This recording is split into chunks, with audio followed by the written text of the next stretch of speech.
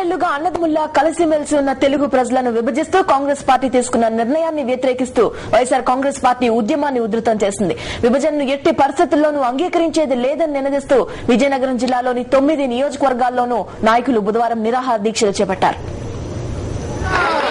విజయనగరం జిల్లా బొబ్బిలిలో మాజీ ఎమ్మెల్యే సుజయ్ కృష్ణ రంగారావు నిరవధిక నిరాహార దీక్ష చేపట్టారు. సిడబ్ల్యూసీ నిర్ణయానికి వ్యతిరేకంగా పోరాడాలని తమ అధినేత జగనిచ్చిన పిలుపు మేరకు తామంతా దీక్షకు దిగామన్నారు. విభజన నిర్ణయాన్ని కేంద్రం వెనక్కి తీసుకోవాలని డిమాండ్ చేశారు. దీక్షకు ప్రజల నుంచి గట్టి మద్దతు లభిస్తోంది. మా నాయకుడు వైఎస్ జగన్మోహన్ రెడ్డి గారు ఆధ్వర్యంలోని తప్పనిసరిగా రాష్ట్రాన్ని సమైక్యంగా ఉంచడానికి అన్ని విధాలా సాధించుకుంటామన్న విషయం మీకు తెలియదు. విజయనగరం జిల్లా సాలూరులో వైఎస్ఆర్సీపీ నేతలు ప్రశాంత్, సుందర్రావు, సూరిబాబు నిరాహార దీక్ష చేపట్టారు. ముందుగా గాంధీ విగ్రహానికి పూలమాలలు వేసి నివాళులర్పించారు. కేంద్ర ప్రభుత్వం తన స్వార్థం కోసం రాష్ట్రాన్ని ముక్కలు చేస్తోందని ఆరోపించారు. కేంద్రం ఏకపక్ష వైఖరికి నిరసనగా తామంతా దీక్షకు దిగామన్నారు. కేంద్రం తన నిర్ణయాన్ని ఉపసంహరించుకునేంత వరకు రాజీ లేని పోరాటం చేస్తామన్నారు.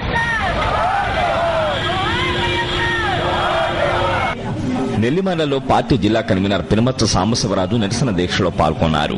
టీడీపీ, కాంగ్రెసులు కుమ్మక్కై రాష్ట్రాన్ని ముక్కలు చేస్తున్నాయని ఆయన దుయ్యబట్టారు. ఈ రెండు పార్టీలను ప్రజలు తరిమి కొడతారని చెప్పారు.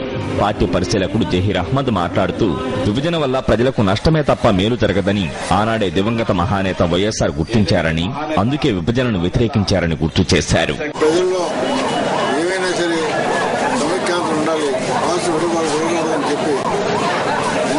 ప్రజలు కూడా ఇవాళ సమాఖ్యాల కోసం పోరాటం నిర్ణయింది. కేంద్ర ప్రభుత్వం పళ్ళు తెచ్చి వెంటనే సమాఖ్యాలను ప్రకటించాలని కోరుతున్నాను.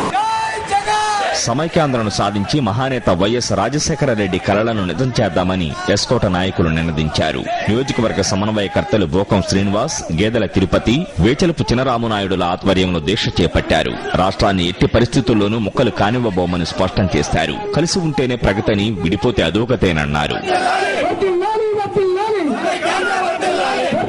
వైఎస్ జగన్మోహన్ రెడ్డిని రాజకీయంగా ఎదుర్కొనలేక కాంగ్రెస్, టీడీపీలు కుమ్మక్కై రాష్ట్రాన్ని ముక్కలు చేసే కుట్రకు తెరలేపాయని చీపురుపల్లి సమన్వయకర్త సేనాపతి సింగినాయుడు అన్నారు. చీపురుపల్లిలో ఆయన దీక్షలో పాల్గొన్నారు.